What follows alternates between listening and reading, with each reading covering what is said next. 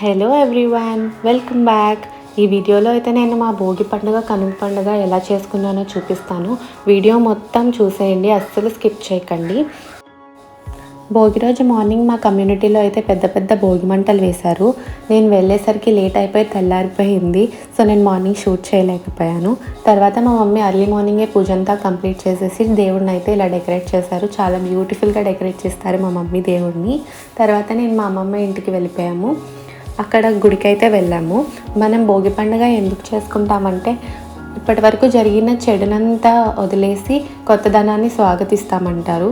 అలాగే ఆ చెడునంతా కూడా భోగి మంటల్లో కలిపేస్తాము. అండ్ చాలామంది పాత వస్తువుల్ని భోగి మంటల్లో వేసేస్తారు. ఇలా మా అమ్మమ్మ ఇంటి దగ్గర టెంపుల్కి అయితే డెకరేషన్ చేశారు. చాలా బ్యూటిఫుల్గా చేశారు డెకరేషన్.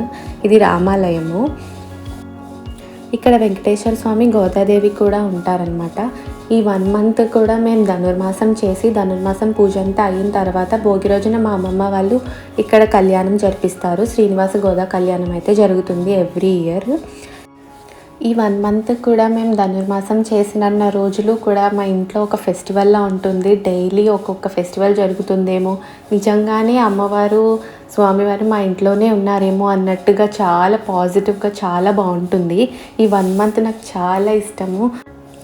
ఎవ్రీడే ఒక స్పెషల్ ఉంటుంది. ఆ స్పెషల్కి తగ్గట్టు డైలీ ఒక్కొక్క స్పెషల్ ప్రసాదాలు అయితే చేస్తూ ఉంటారు. అండ్ నిజంగానే ఫెస్టివల్ లాగా ఉంటుంది 1 మంత్ కూడా. ధనుర్మాసం స్టార్టింగ్ డే రోజు నెలకంట అంటారు. అక్కడి నుంచి భోగి రోజు వరకు ధనుర్మాసం అయితే జరుగుతుంది. 1 మంత్ కూడా ఈ వ్రతం చేసి భోగి రోజున శ్రీనివాస గోదా కళ్యాణం అయితే చేస్తారు. ఇలా మా అమ్మమ్మ గారు లిటరలీ చాలా ఇయర్స్ నుంచి ధనుర్మాస వ్రతం చేస్తున్నారు. తర్వాత మా మమ్మీ దాన్ని కంటిన్యూ చేస్తున్నారు. మమ్మీ తర్వాత నేను కంటిన్యూ చేస్తున్నాను.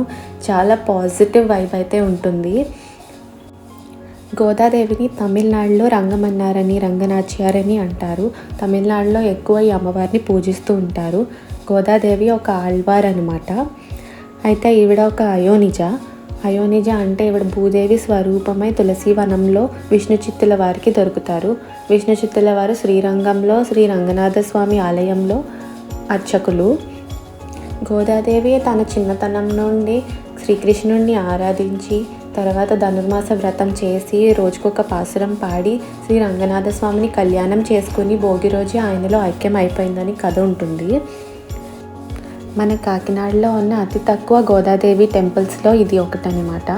అయితే ఈ టెంపుల్కి సంబంధించి అంతా మా అమ్మమ్మ గారే చూసుకుంటారు. అమ్మవారికి ఈ టెంపుల్కి సంబంధించిందంతా కూడా. ఇలా భోగి రోజున స్వామిని అమ్మవారిని మొత్తం ఊరేగించి తర్వాత కళ్యాణం చేయిస్తారు. ఈ 1 మంత్ రోజు ఏదో ఒక పూజ జరుగుతూనే ఉంటుంది. ఒకరోజు చామంతి పూలతో పూజ, ఒకరోజు 11 రకాల పూలతో పూజ, అండ్ ఒకరోజు పళ్ళతో పూజ, ఒకరోజు గాజులతో పూజ, ఇలా జరుగుతూనే ఉంటుంది. ఈ టెంపుల్కి సంబంధించి అమ్మవారి కథకి సంబంధించి నేను ఒక లాంగ్ వీడియో అయితే పోస్ట్ చేస్తాను. మేము గోదాదేవిని ఆండాళదేవి అని కూడా అంటాము. ఈ అమ్మవారు చేసిన మిరాకిల్స్ అన్నీ ఇన్ని కాదండి. మా అమ్మమ్మ గారి జనరేషన్ దగ్గర నుంచి మా జనరేషన్ వరకు చాలా మిరాకిల్స్ అయితే చూసాము. అమ్మవారు చాలా పవర్ఫుల్ అనమాట. ఈ అమ్మవారిని మేము మా ఇంటి ఇలవేల్పుగా, వెంకటేశ్వర స్వామిని మా ఇంటి దైవంగా భావిస్తాము. ఇలా మా అమ్మమ్మ గారు, తాతయ్య గారు అయితే శ్రీనివాస కళ్యాణం చేయించి అమ్మవారి వడి నింపి ఆవిడ్ని అత్తగారింటికి అంటే వైకుంఠానికి పంపిస్తారు. ఇన్ని రోజులు ఉండి మన కోరికలు తీర్చారు కదండి, మరి వైకుంఠం పంపించేయాలి కదా. అయినా కానీ ఆ అమ్మవారు, ఆ గోవిందుడు అయితే మనం పిలవగానే వచ్చి మన కోరికలు తీర్చేసే దేవుళ్ళు వాళ్ళు. ఇలా కళ్యాణం అయితే చాలా బాగా జరుగుతుంది. చాలామంది అయితే వస్తారు చూడటానికి, కళ్యాణం చూడటానికి ఎవ్రీ ఇయర్. అండ్ ఈ టెంపుల్ డెకరేషన్ చూడండి ఎంత బ్యూటిఫుల్గా చేశారో కదా. మా ఫ్యామిలీ అంతా కలిసి టెంపుల్కి డెకరేషన్ అయితే చేయిస్తామన్నమాట. కళ్యాణం అయితే చాలా బాగా జరిగింది. చూడటానికి 2 కళ్ళు సరిపోవు. దేవుడి పెళ్ళి ఇంత బాగుంటుంది, ఇంత అంగరంగ వైభవంగా చేస్తారా అనేటట్టు ఉంటుందన్నమాట.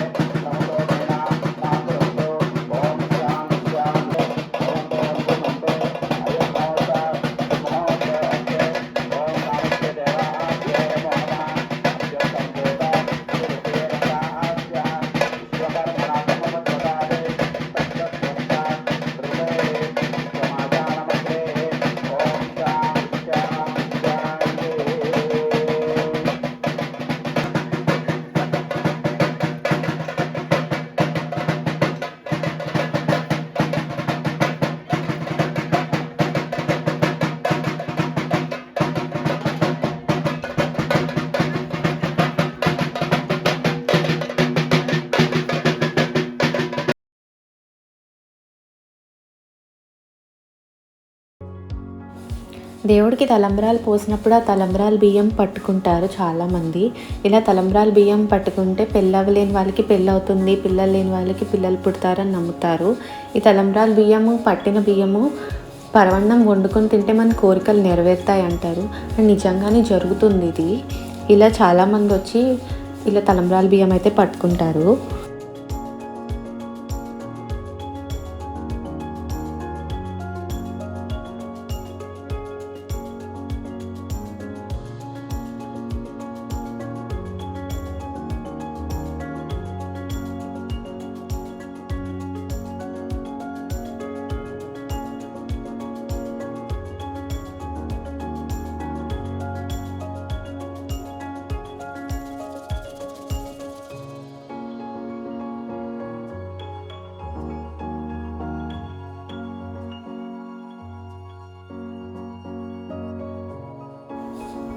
కళ్యాణం అయిపోయిన తర్వాత మా అక్క మా బావగారు అయితే కొత్త పెళ్లి జంట కదా, వాళ్ళు మా అమ్మమ్మ తాతయ్య గారికి బట్టలు అయితే పెడుతున్నారు ఇక్కడ.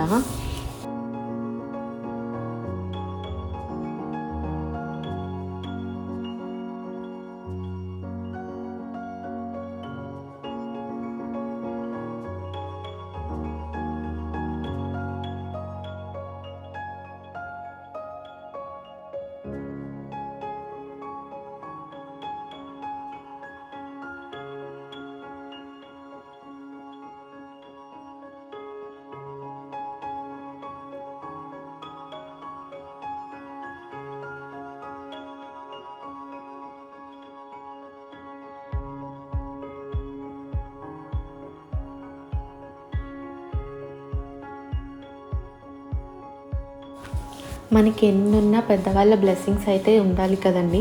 అందుకే నేను కూడా మా అమ్మమ్మ తాతయ్య గారి దగ్గర బ్లెస్సింగ్స్ తీసుకోవడానికి వెళ్ళిపోయాను. మన పెద్దవాళ్ళ బ్లెస్సింగ్స్ ఉంటేనే మనం హ్యాపీగా ఉంటామని అయితే నేను స్ట్రాంగ్గా బిలీవ్ చేస్తాను.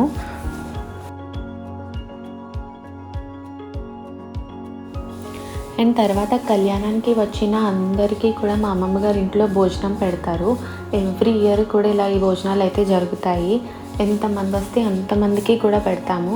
ఈ అమ్మవారు అక్షయ పాత్ర అన్నమాట.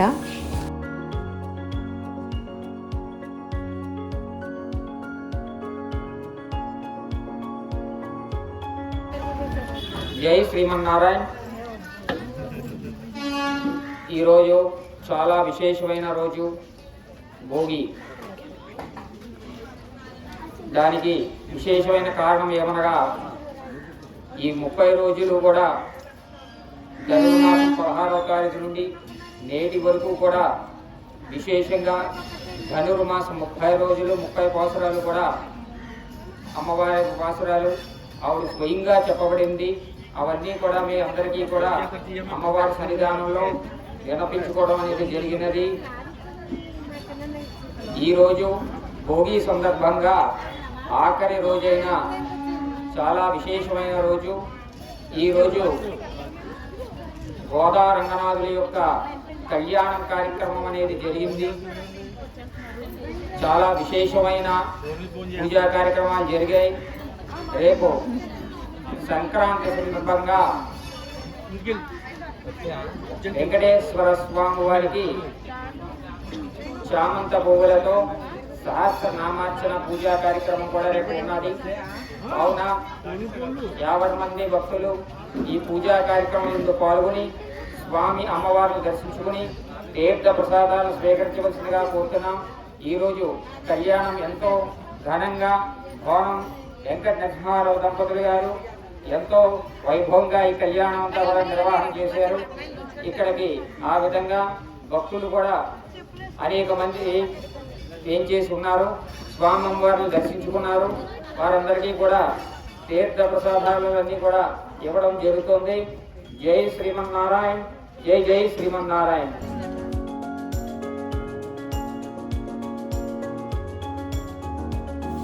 అండ్ ఇది కనుమ రోజు సంక్రాంతి వీడియో నేను వేరే వ్లాగ్ అయితే పోస్ట్ చేశాను, అది మిస్ అవ్వకుండా చూసేయండి. ఇది కనుమ రోజు అనమాట. కనుమ రోజు ఎవరికి ఇష్టం ఉండదు చెప్పండి, ఎందుకంటే నాన్ వెజ్ ఉంటుంది ఆ రోజు. మేము కూడా నాన్ వెజ్ తింటాము. సో మేము కనుమ రోజు అయితే నైవేద్యం పెట్టుకుంటాము అమ్మవారికి. మా గ్రామ దేవతలందరికీ 101 దేవతలకి కూడా నైవేద్యం పెట్టుకుంటాము. ఇలా అమ్మవారికి నైవేద్యం పెట్టుకొని ఊర్లో ఉన్న వాళ్ళందరినీ కూడా చల్లగా చూడమని, ఏ కష్టం రాకుండా చూడమని దేవుడికి అయితే దండం పెట్టుకుంటాము.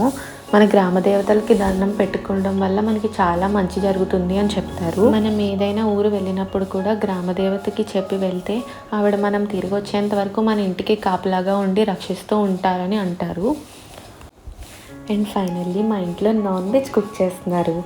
మార్నింగ్ అయితే మా అక్క చికెన్ కర్రీ ప్రిపేర్ చేసింది, మా మమ్మీ బూర్లు పునుకులు చేశారు. ఈ పునుకుల్ని నేను ఉత్తి బూర్లు అంటాను, మీలో ఎవరు ఇలా ఉత్తి బూర్లు అంటారు కమెంట్ చేయండి.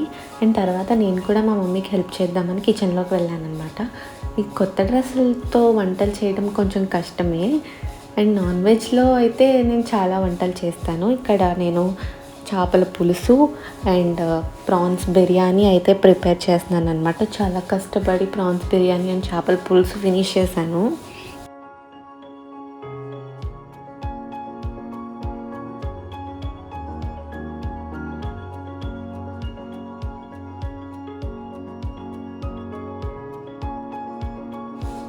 అండ్ నేను ఏం కుక్ చేసినా టేస్ట్ అయితే కంపల్సరీ చేస్తాను. అది మనం పక్క వాళ్ళకి పెట్టినప్పుడు అది చాలా టేస్టీగా ఉండాలి, అప్పుడే మనం తినగలము, అప్పుడే మన డిష్కి ఒక మంచి ఇది ఉంటుంది అని నేను ఫీల్ అవుతాను. సో నేను కంపల్సరీ టేస్ట్ అయితే చేస్తాను. ఇక్కడ చేపల పులుసు కూడా టేస్ట్ చేస్తున్నాను. ఇట్ వాజ్ యమ్, చాలా టేస్టీగా అయితే వచ్చింది ఆ రోజు.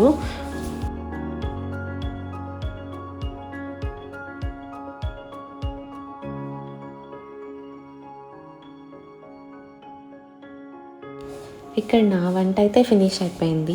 తర్వాత మా అక్క వచ్చి fish fry and chicken fry అయితే ప్రిపేర్ చేసింది. తను చాలా బాగా కుక్ చేస్తుంది.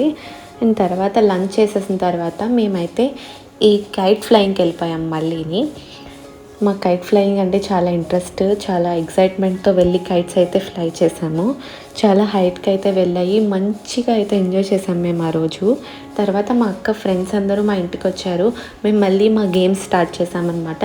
ఈ కెటాన్ గేమ్ ఆడుతూనే ఉన్నాము. మధ్యలో మా అక్క వాళ్ళ ఎంగేజ్మెంట్ వీడియో చూస్తూ ఈ గేమ్ ఇలా ఆడుతూ చాలా ఫన్ అయితే చేసి చాలా ఎంజాయ్ చేసాము.